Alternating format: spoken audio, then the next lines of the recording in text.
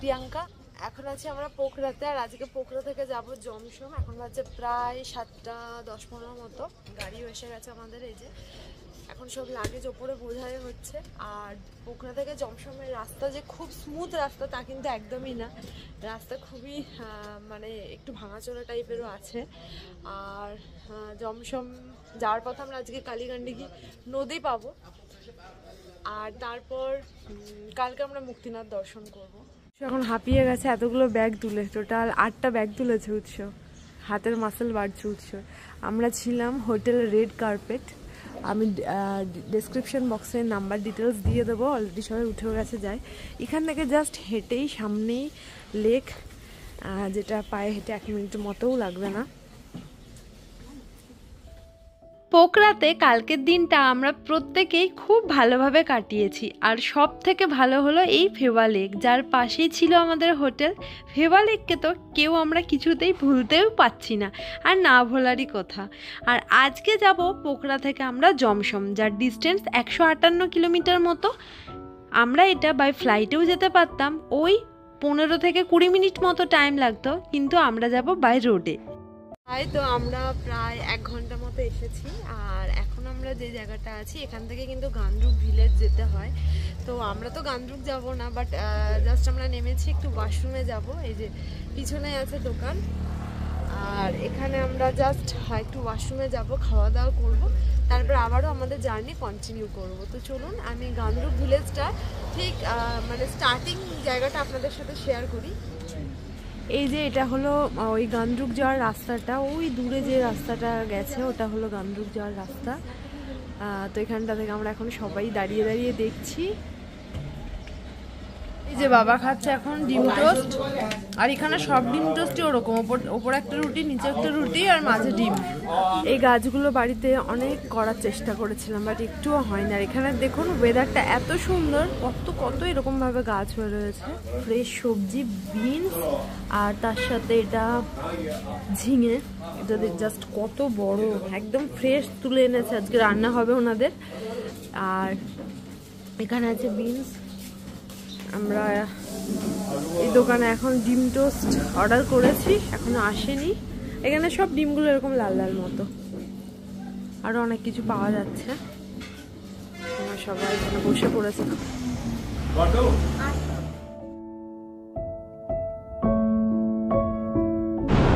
আমরা এখন নামলাম কালীগণ্ডকী নদী যাওয়ার জন্য। তো উৎস, বাবা উৎস তো অনেকটা চলে গেল। এই সেই কালীগণ্ডকী নদী, যাকে দেখার জন্য আমার অনেক দিনের স্বপ্ন ছিল। অনেকবার বাড়িতেও বলেছি যে এই নদীটার কথা, কারণ একমাত্র এই নদী যার আশেপাশে শালিগ্রাম শিলা পাওয়া যায়। আর আমি যখন এসেছি তখন ভেবেছিলাম একটা শিলা তো অবশ্যই নিয়ে যাব, কিন্তু মা যখন বলল যে এগুলো সমস্ত ঘরেতে রাখাটা ঠিক না, কারণ তার জাজমেন্ট হয়তো ঠিকভাবে আমি করতে পারবো না, তার জন্য প্রথমে তো অনেকটা সময় সেই শালগ্রাম শিলা খোঁজার জন্য কাটালেও পরে কিন্তু আর খুঁজিনি। এটা নিয়েছি, এটা শালগ্রাম শিলা না এমনি এমনি পাবে। হ্যাঁ, প্রত্যেকটা পাথরে কি আছে?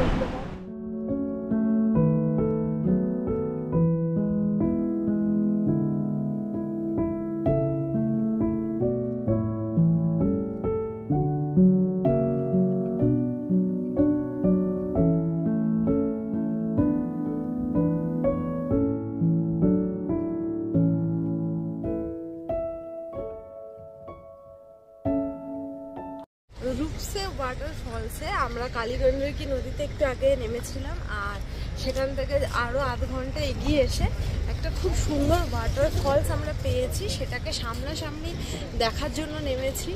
জাস্ট ওই কোনাটায় বেজে উপর থেকে আসছে, ওটারই কাছে যাব আমরা এখন।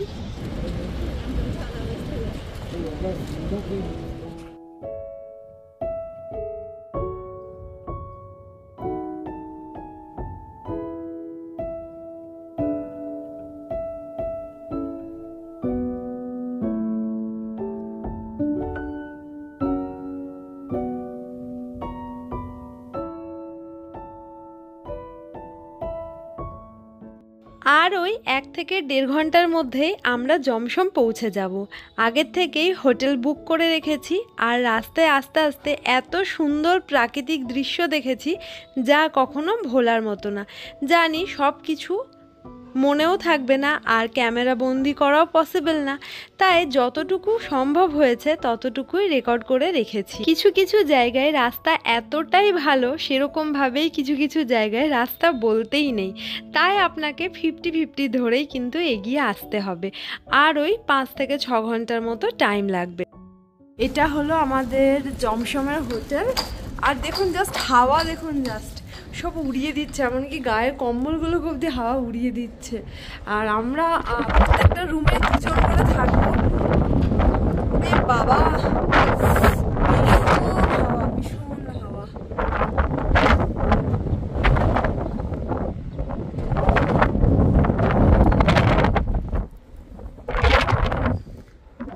আমরা আছি এখন জমসম হোটেলে, আর এখানে মানে বাইরে এত বেশি হাওয়া চলছে যে মানে প্রায় 60-70 কিলোমিটার বেগে হাওয়া দিচ্ছে, এতটা মানে প্রায় লেপগুলোকে ঘর থেকে উড়িয়ে দিচ্ছে এরকম একটা। রুমটা আমার এত পছন্দ হয়েছে, পুরো একটা কিউট মতো রুম। এই রুমে ইজিলি 4 জন, এই যে সিঙ্গেল বেড আর এটা ডাবল বেড, 4 জন ইজিলি থেকে যেতে পারবে। বাট আমরা প্রত্যেকটা রুমেরই এরকমই সিস্টেম, ম্যাক্সিমাম রুমেরই, বাট আমরা 2 জন করে আছি। হোটেলের নাম শালিগ্রাম, যেটা জমসমে আছে, আর এখান থেকে কালকে আমরা যাবো মুক্তিনাথ দর্শনে।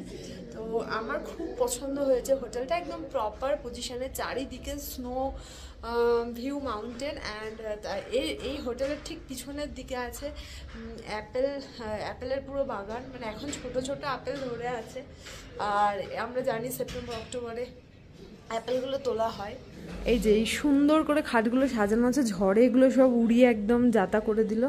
আর একটুখানি দরজাটা খুললে, মানে সরি জানালাটা খুললেই হাওয়া, এই যে বাবা বন্ধ করে দিই, নাহলে দরজাতে যা বাড়ি মারবে বলার মতো না। আর একটু ওয়াশরুমটাও দেখে নিই। ওয়াও, ওয়াশরুমটা একদম নিট অ্যান্ড ক্লিন। তো এরকম একটা মানে কি বলবো, রিমোট এরিয়াতে এত সুন্দর ফেসিলিটিস আমার তো খুবই ভালো লেগেছে। এখন যাবো আমরা নিচে কথা বলার জন্য, কারণ আমাদের লাঞ্চ করা হয়নি, আর 3:30 মতো বাজে। আমরা 8টার সময় বেরিয়েছিলাম, তো ভালোই ডিসিশন নিয়েছি যে আজকে এসে মুক্তিনাথ দর্শনে যাব না, কালকে সকালবেলায় যাব, না হলে অনেকটা লেট হয়ে যেত। আর ওয়েদারও চেঞ্জ হচ্ছে। আর জমসম এক্সপ্লোর করতে বের হয়েছি, কারণ আমাদের খাবার অর্ডার করে দিয়েছি আমরা, ওরকম থালিই করেছি যেটা আমরা মানে কাঠমান্ডু বা পোখরাতে খেয়েছি। 450 নেপালি কারেন্সিতে নেবেন বলেছেন, তো একটু কম করার জন্য আমরা বলেছিলাম, দেখছি তো দেখা যাক। আর আমরা এখন জমসমের মধ্যে ঘুরে বেড়াচ্ছি, খুব হাওয়াটা দিচ্ছে, বাট ঠান্ডা এখনো অতটা নেই।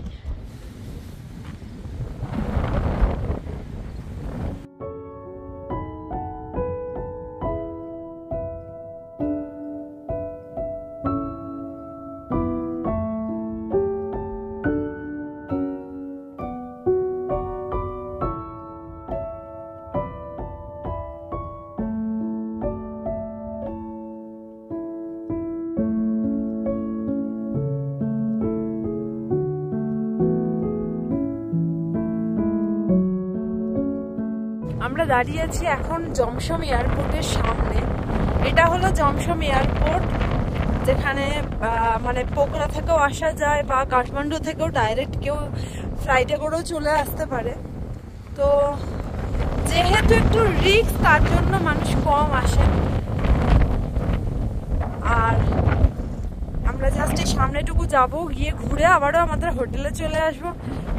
প্রচন্ড হাওয়া বইছে, মানে মানুষকেই উড়িয়ে দেবে এতটা হাওয়া। জানি না আমার কথাগুলো ঠিকঠাক শোনা যাচ্ছে কিনা, অনেক জোরে জোরে বলছি, বাট তারপরেও হাওয়ার যে একটা মানে আওয়াজ আছে। এই যে এটা হলো এয়ারপোর্টটা, রানওয়ে এটা, বাট একটা ফ্লাইটও এখনো নামছে না, তাই দেখতে পাচ্ছি না, যদি নামতো দেখতে পেতাম। আর এই যে সবাই আসছে, এখান থেকে আরো ক্লিয়ারলি দেখা যাচ্ছে রানওয়েটা, একদম অল্প একটা জায়গা, চারিদিকে পাহাড়, এই জন্য অ্যাক্সিডেন্টের হার অনেক বেশি হয়। এটা হলো জমসম এয়ারপোর্ট, বাট এখন একটাও ফ্লাইট নেই এয়ারপোর্টে। এখানে প্রচুর মানুষ বাইক রাইডিং করছেন ওই মুস্তাং যাওয়ার জন্য, মুক্তিনাথ যাওয়ার জন্য, কারণ প্রচুর বাইকার্স আমরা দেখলাম আজকে আসার পথে। এখানেও প্রচুর হোটেল আছে, আমরা যে হোটেলে আছি সেটা ডিটেলস দিয়ে দেবো ডেসক্রিপশন বক্সে, আর আরও কয়েকটা হোটেলের নাম ফোন নাম্বার দিয়ে দেবো, আপনারা সেখান থেকে দেখে বুক করতে পারেন। এখানে একটা সোনার দোকানও পাওয়া গেছে, তাই আমরা মাকে বলছি যে মা যদি সোনা কিনবে। মা যেও না এই এখানকার কোনো কাগজপত্র পাবে না, চলে আসো।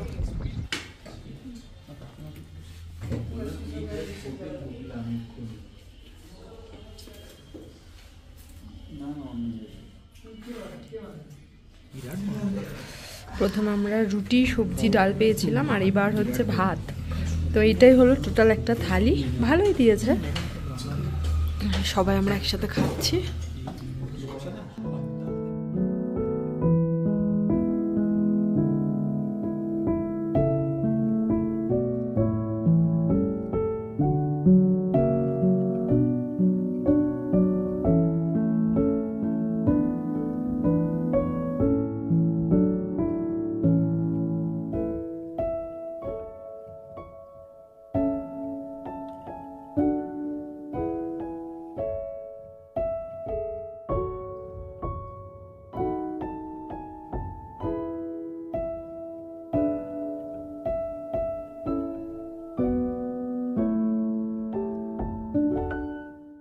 আমরা আছি এখন আমাদের হোটেলের ছাদে, আর এখানেও এত হাওয়া যে মানে মানুষ দাঁড়িয়ে থাকতে পারছে না। জাস্ট আমি একটু আমার ব্যাকগ্রাউন্ডটা দেখে দিচ্ছি, তারপরে রুমে চলে যাবো, নাহলে মোবাইল সহ আমাকে উড়িয়ে দেবে।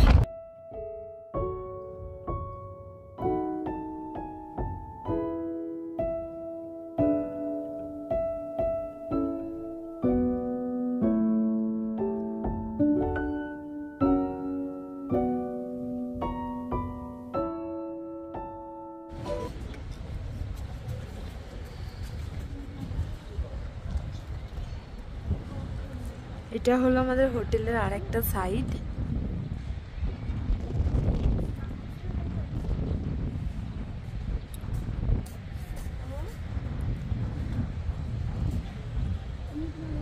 আর এটা হলো আরেকটা সাইড। যেহেতু এই জায়গায় দেওয়ালটা আছে তাই হাওয়াটা দিচ্ছে না, মানে আসছে না, ওই জন্য আমি স্মুথলি ভিডিওটা করতে পারছি, না হলে তো এতক্ষণে যেতাম। আর এই যে এই সাইডটা, এটা পুরো গ্রাম, মানে পুরোটা জুড়ে জমসম। এখন বাজছে সন্ধে 7টা, আর এখানে এখনো পুরো দিন, মানে বিকেল, দিন না বিকেল, তো এখনো মানে আলো আছে। আর আমরা এসেছি একটু ফুচকা খাওয়ার জন্য, পানিপুরি। এই যে, তো একটু পানিপুরি খাবো। এখানে আমি, অর্ঘ্য, উৎস, জিষ্ণু, মা, আমরা সবাই। এই যে আমাদের ঠিক হোটেলটা, হোটেল শালিগ্রাম, এটাই আমাদের হোটেল। আর ঠিক ওর হোটেলের মানে পিছনের ভিউটা মানে জাস্ট অসাধারণ। আমি সবাইকে এটাই বলতে পারি, যদি এখানে আসেন, মানে আপনারাও যদি কখনো মুক্তিনাথের প্ল্যান করেন, জমসমে আসতে হয়, তাহলে অবশ্যই একদম চোখ বন্ধ করে হোটেল শালিগ্রাম বুক করতে পারেন। এই যে আমরা দোকানের ভেতর বসে আছি।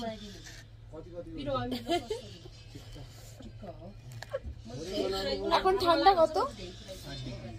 এখন 8 ডিগ্রি টেম্পারেচার। এই তো 8। আমাদের একটা প্লেট চলে এসেছে আধ ঘন্টা ওয়েট করার পর। আমরা 2 প্লেট অর্ডার করেছিলাম, বাট দিদি শোনেনি, তাই এখন আরো 1 প্লেট বানাতে গেছে। তো সেকেন্ড প্লেট, তাই তো?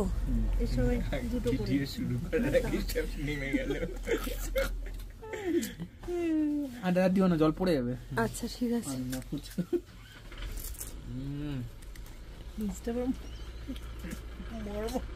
দাঁড়াও না,